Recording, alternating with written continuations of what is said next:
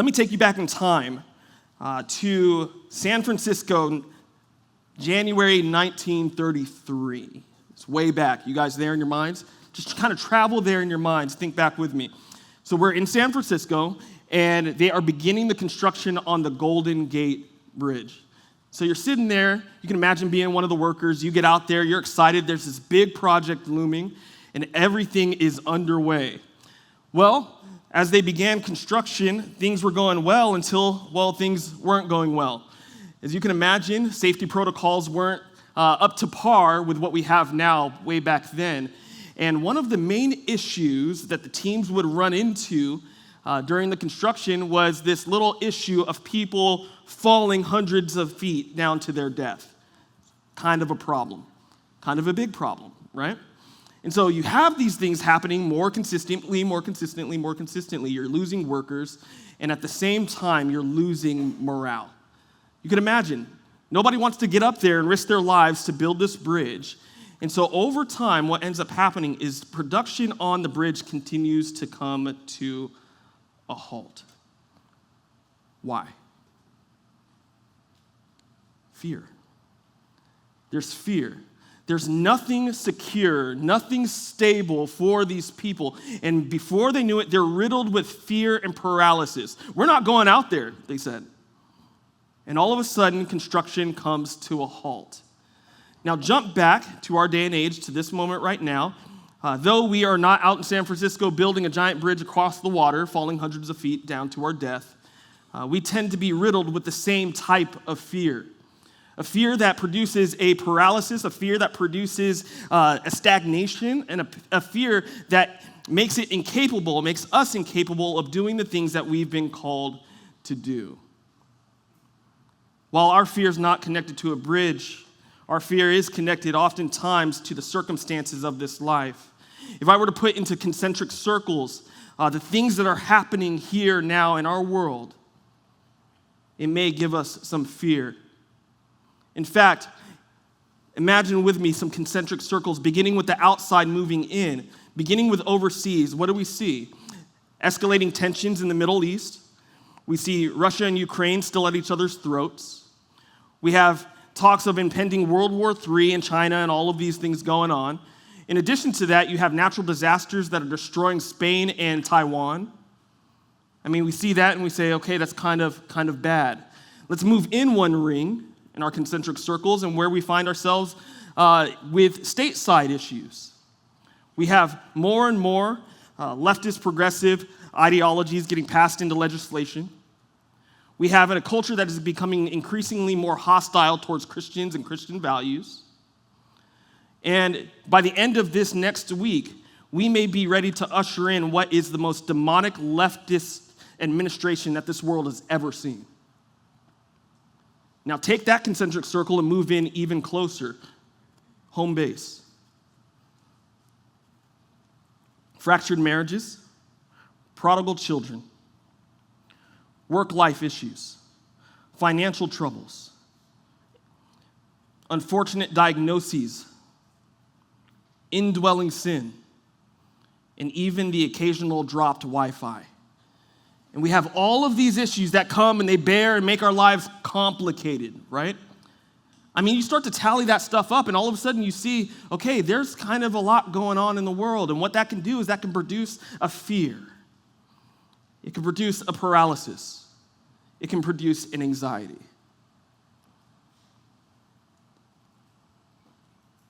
Allow me to give you a bit of encouragement this morning. That despite all of those things that we just mentioned, there still exists a sovereign God who sits on the throne, who reigns above the heavens and the earth, who ordains the beginnings from the ends, and he is in control this very moment. While the world feels shaky and unstable, we have a God who is unshaken. We have a God who reigns supreme. We have a God enthroned on high. So when those things become complicated, when life begins crashing in on us, we can have a security and a comfort knowing that we have a sovereign God who is not just reigning over the everyday circumstances, but that he's involved in the everyday circumstances. He knows what's happening in your very life. and he is in control. And you don't have to take my word for it. In fact, the Bible itself will prove my point. Right here in Psalm 91, go ahead and take your Bibles and turn there. Psalm 91 provides for us a balm to the soul. It grants us a great hope and joy. And we'll see that this morning as we work through the lens of three truths that ought to bring security to your heart in times of trouble and uncertainty. So if you're taking notes, you can write this down for truth number one. It's truth number one that you can hang your hat on. You can trust in God's securing power. You can trust in God's securing power. Now, as you get over to Psalm 91, a little bit of context. Well, the context is that there's not much context. The author is anonymous. You have the circumstances that are unknown. You have the situation and the timing that this is written, which is pretty much just foreign to us. We have no idea what's going on except what we are provided in the psalm itself. We know that this is a psalm of trust, a psalm of protection, and that the psalmist himself is dealing with some issues. He's got some things going on in his life. But in light of the absence of data, I think that one of the benefits to this is that because this psalm kind of happens in somewhat of a lack of information, a lack of context, we are given something that is really universal, something that we can actually take and apply to several different instances and situations in our life. And I pray that as we work through the psalm, you would find that this is heavily applicable no matter where you are in your life. So let's go ahead and begin at the top of the psalm. Psalm 91, verse 1. The psalmist writes, he says, "He who dwells in the shelter of the Most High will abide in the shadow of the Almighty. I will say to the Lord, my refuge and my fortress, my God in whom I trust." See, there are certain realities that ought to strike a chord in the heart of every single believer in the room. There are realities and truths, soul-stirring truths, that establish for us an unshakable confidence in the Lord. And these verses should be some of them for you. It was for the psalmist. As we know, as you read through the psalm, you see that trouble is building. There are circumstances that are less than ideal in the psalmist's life. However, he knows where his trust is. He says, "My covering and my protection are in the God whose name is Most High, El Elyon, the Supreme One, the God whose name is Almighty, El Shaddai, the All-Sufficient One, the God whose name is Lord, Yahweh, I am, the self-existent one, the one who he even calls my God, Elohim, the all-powerful Creator God." You see, right here, what we find is that this psalmist knew the Lord. Because when it comes to our names are somewhat arbitrary, meaning that we can have a name that doesn't really reflect who we are or what we do. But the same can't be said about God. His names are actually characteristic of who he is and what he does. And so when we look to find who this God is, we can look to his names and have a great description of who he reveals himself to be. And so the psalmist right here, he knows who his God is. He's not like the men in Athens in Acts 17. Who were offering up sacrifices to gods they didn't know. The psalmist knows exactly who he's praying to. He knows exactly who he's dealing with. And this is the all-powerful, mighty God. But not just that. He says he is the faithful covenant-keeping God. He's not only all-powerful, but he is all-caring. He is all God. See, something to have in your mind and something to reconcile is that our trust in God is directly linked to our knowledge of who he is. The more that you know about God, the more your trust continues to grow. You want to grow in your trust in God? Guess what? Go study the character of God. Go study the attributes of God. Pick up a book, dissect who he is, and grow in your confidence in him because he reveals himself to us that we might have security and peace. He reveals himself to us that we may know him. We want to know our God. And there's a big reason as to why. I would say one of the main reasons is that because everything begins with God. Everything begins with God. All of our theology and all of our practical living comes to light in light of the character of God. Everything develops that we know out of who God is. So you must know who he is. The psalmist knew, which enabled him to affirm as a personal reality that he trusted this God with everything. And he says, this is the God who is my refuge and my fortress. Now, if we're honest, let's be honest for a moment. Are you and I not tempted constantly to put our hope and our trust in any and everything except God?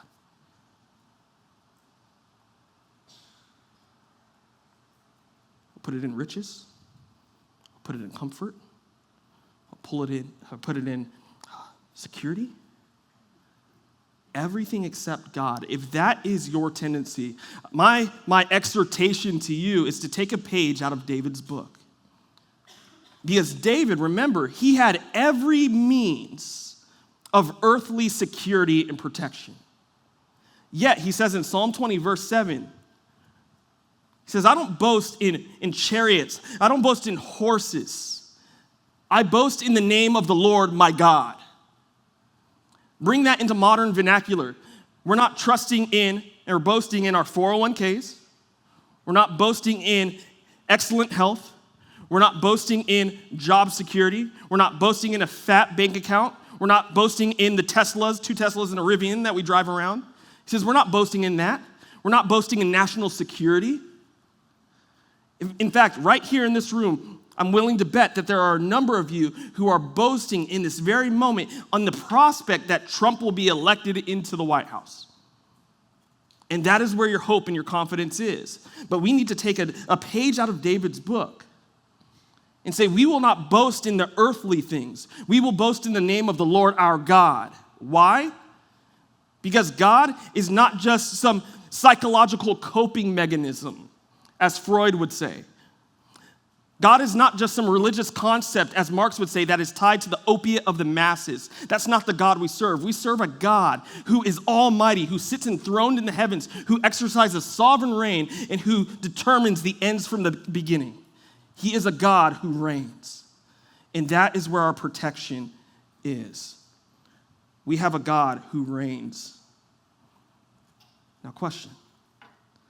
Do you believe it? Do you actually believe it? Not simply saying, well, yeah, sure, when things are going well, when I'm doing really good at my job, I'm getting that promotion, I got the big house, I got the cars. Yeah, God's really good, and he's really sovereign. But as soon as that phone call comes,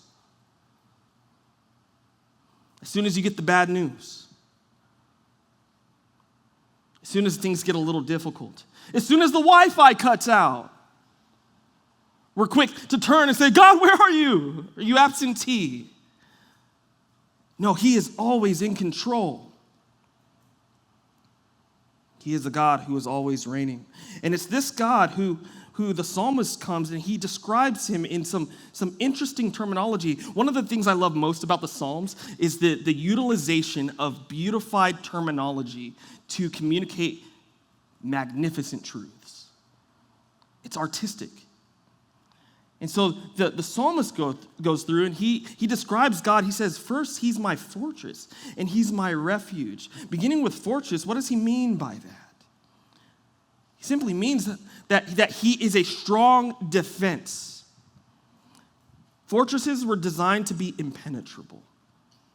They were designed to protect things. There was thick walls, bricks, moats, bodies of water to keep people from just running and storming the place.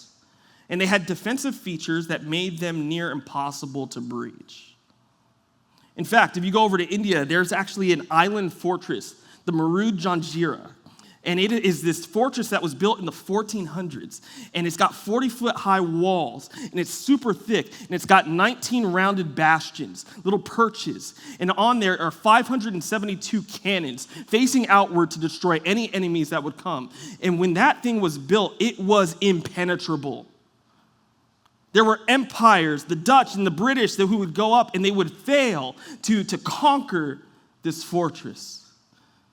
Now we look at that and we say, man, that's pretty amazing. But how small and insignificant is that when compared to the fortress who is our God? That's David's point. He says, we have a fortress that cannot be penetrated. We have a fortress that cannot be overcome, and that fortress is our God. But then he goes on and he calls him a refuge as well.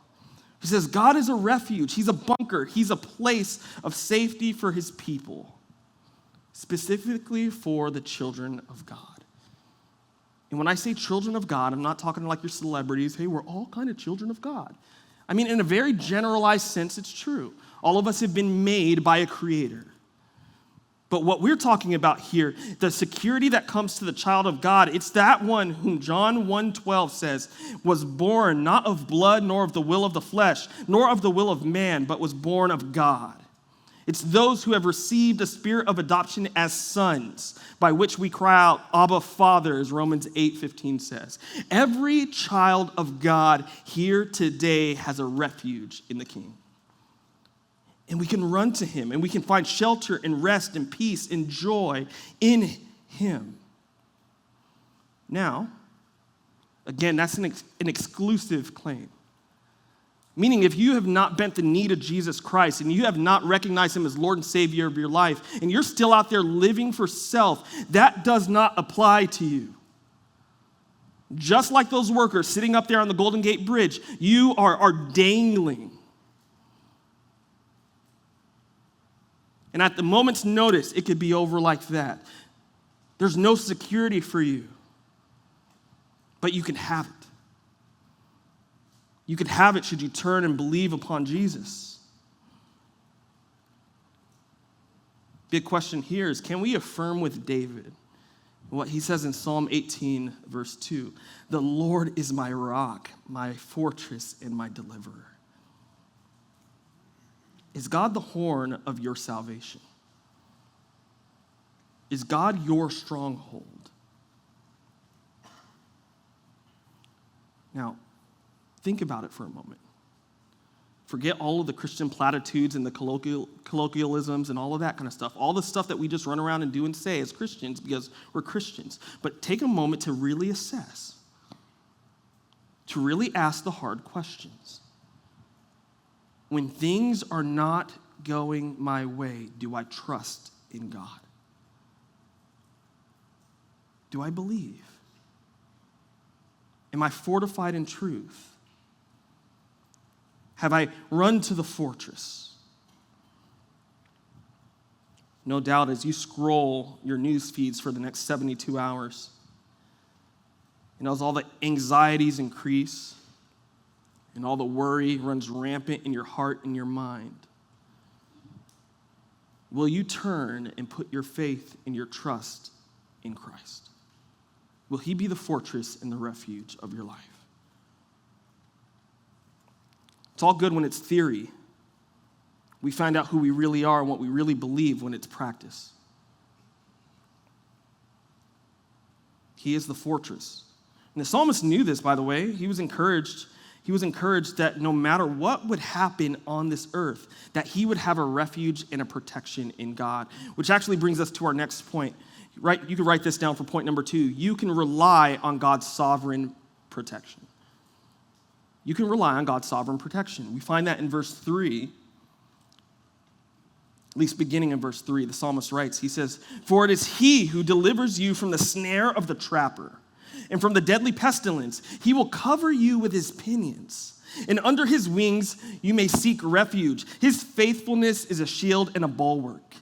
The psalmist, he turns and now he begins to address himself as he encourages his own heart. He says, though there are many dangers in this life, many things that await us that are difficult and that are scary and that are frightening, he says, I know who my deliverer is. He says, the snare of the trapper, that's literally the fowler or the bird catcher. He says, you deliver me. He says, that guy, he's nothing. The pestilence, inconsequential. He says, because my confidence is in God. And then he likens God's protection to a mother bird. He says, the protection that I receive from God is like a mother bird who uses her wings to cover her young and to protect them from outside attack and influence. There was a story in National Geographic a number of years ago where there was a big forest fire in Yellowstone, and it decimated a ton of property. And you had these guys who went in, and they were assessing the damage. And they're walking around, and they're looking at the scorched earth, and they're just trying to make sense.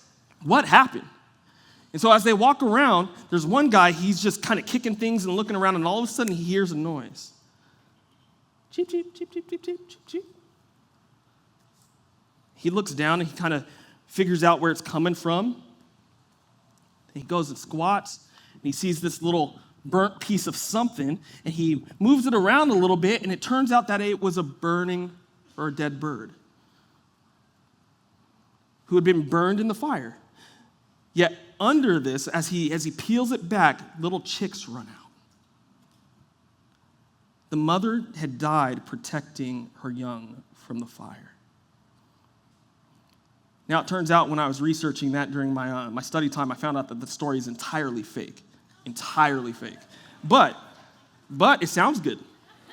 It sounds good, and it still makes the point, so I decided to keep it. It was a disclaimer. I was like, I have to be honest about it. It's entirely fake.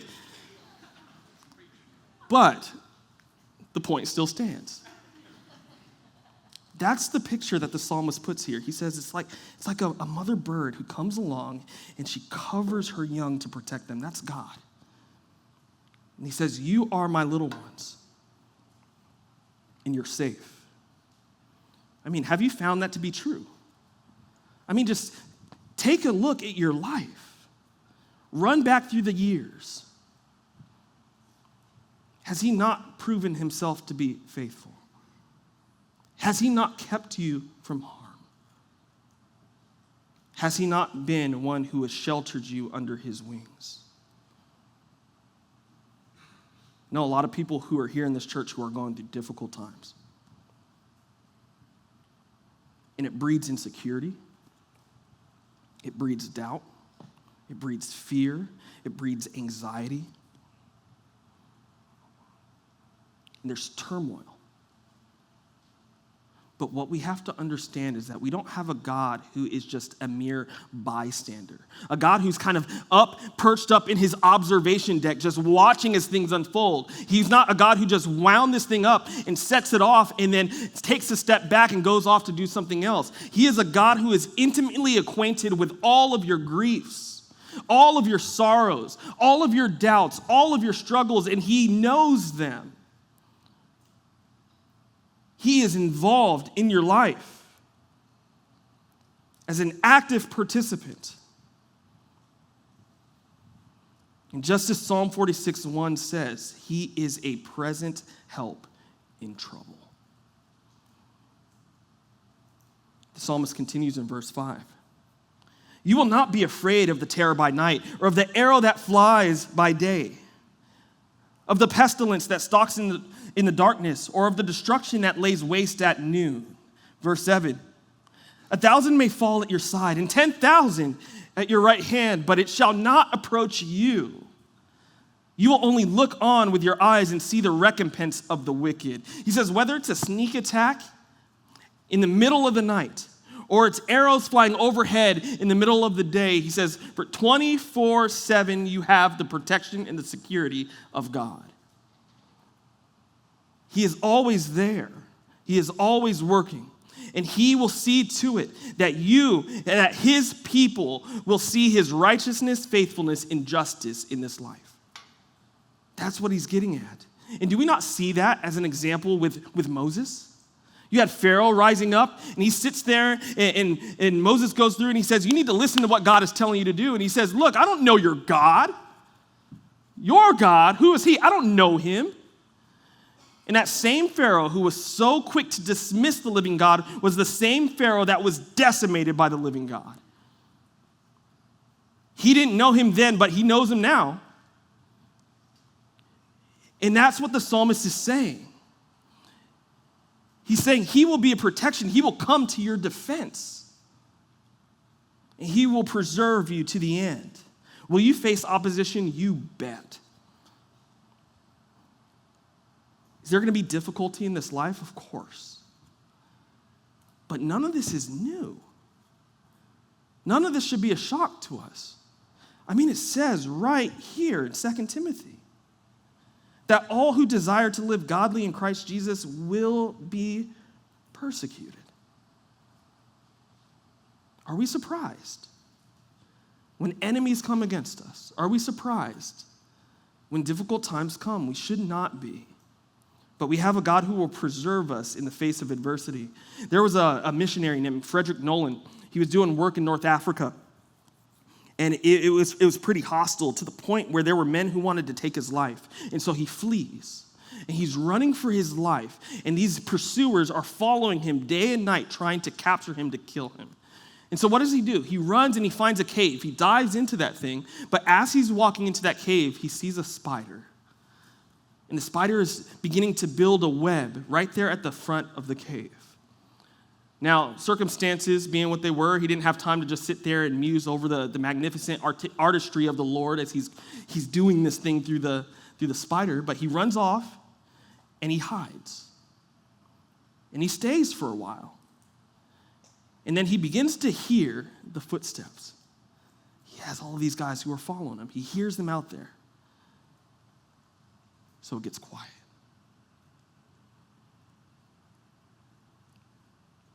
And they're looking, and he hears them. But they stop at the front of the cave, and they talk amongst themselves, and they say, he can't be in here. And so they turn, and they walk off. Well, he begins to move out of the cave, and what he sees is that little spider had finished its web over the front of the cave. And because of that, those soldiers assumed that he wouldn't have been able to come through here. He would have had to tear the web. And so in light of this is what he wrote.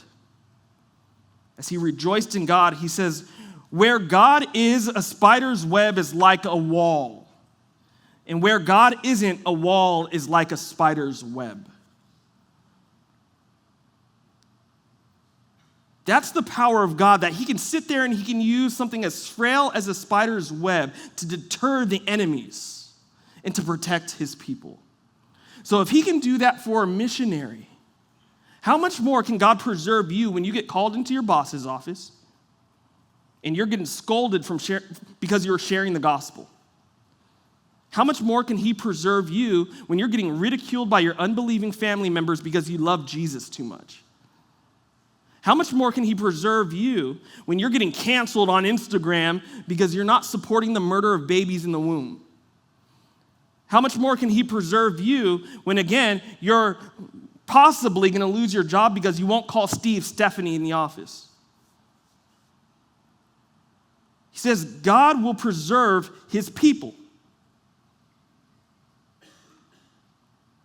He will protect them. Know that the events of your life are infinitely divorced, infinitely detached from fleeting concepts like chance and fate.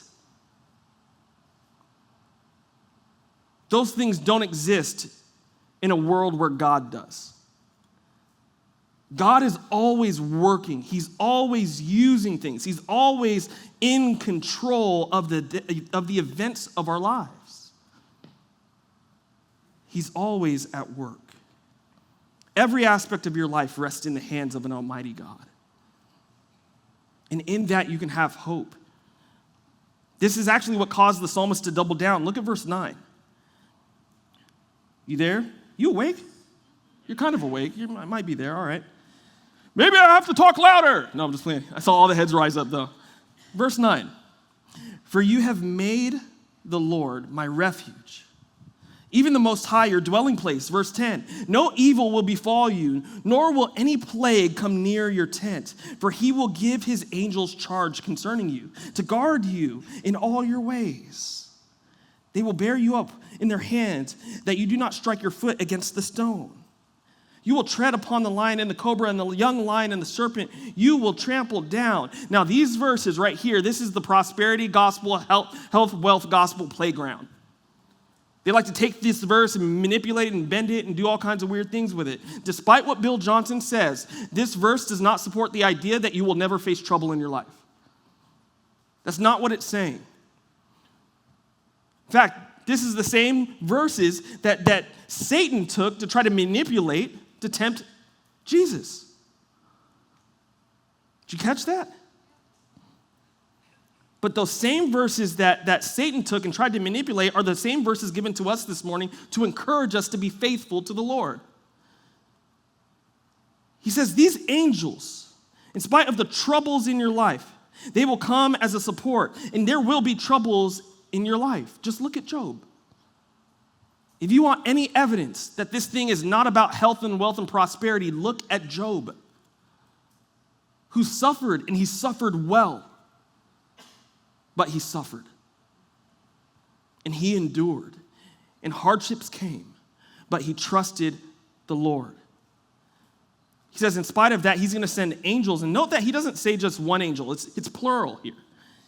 It's a plural angels. One is more than sufficient, by the way. I mean, you go back to 2 Kings. You look at 2 Kings 19. And all it took was one angel to decimate 185,000 Assyrians. One. But yet he goes through and he says, you get a legion. You get a fleet. You get an army. And these aren't angels that look like fat babies flying around with little harps and they're playing music and doing all that kind of stuff. That's not what we're talking about. We're talking about soldiers, messengers, burning ones. He says they're going to come to your defense. So how much more secure should we be? 13 chapters earlier in 2 Kings, Elisha, he's meeting with a servant, and his servant is riddled with fear because of the Arameans. And he's sitting there, he's like, look, I don't know how we're getting out of this thing, man. I don't know how the Lord's going to do this. I think this is the end. And Elisha tells him this in 2 Kings 6:16. He says, do not fear, for those who are with us are more than those who are with them. And then he began to pray for the eyes of his servant to be opened. And then all of a sudden, his servant could see. And he says this, the mountain was full of horses and chariots of fire. He says all of a sudden his eyes were open to see that there were angels encamped around them, defending them. And he had nothing to worry about. The same is true for us. Just immediately, that Chris Tomlin song came to mind. I'm not going to sing it to you because I love you too much to do that. Love you too much. I sang it to first service, and they almost met Jesus right then and there. But the lyrics say, I know who goes before me, and I know who stands behind. The God of angel armies is always by my side. That's the truth of this verse. He says, you have support, you have strength. You can rely on God's care and protection. Yes, he is a God who saves, shields, shelters, sustains, and strengthens his people. That's what he does. Which then brings us here at the end of the chapter to our third point. And this is a sweet one. Write this down. You can rest in God's saving promises. That's sweet. You can rest in God's saving promises. Verse 14, he says, because he has loved me, therefore I will deliver him. I will set him securely on high because he has known my name. He will call upon me and I will answer him. I will be with him in trouble. I will rescue him and honor him. With a long life, I will satisfy him and let him see my salvation. Right here, the psalmist is recording God's response. He's saying, this is what the Lord is saying. And he's describing the promises. Did you catch the 6 I wills? 6 of them. He says, I will deliver him. I will secure him. I will answer his prayers. I will endure with him in times of trouble. I will rescue and honor him. And I will satisfy him with long life and save him eternally.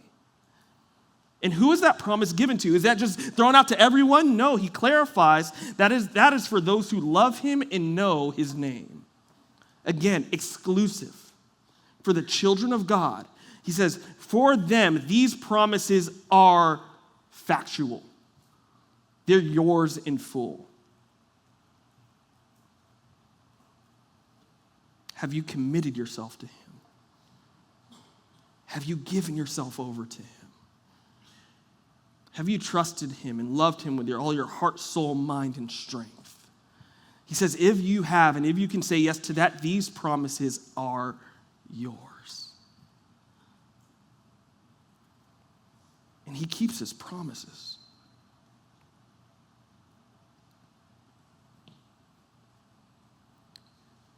See, after construction came to a halt on the Golden Gate Bridge, they're sitting there trying to figure out, okay, what are we going to do here?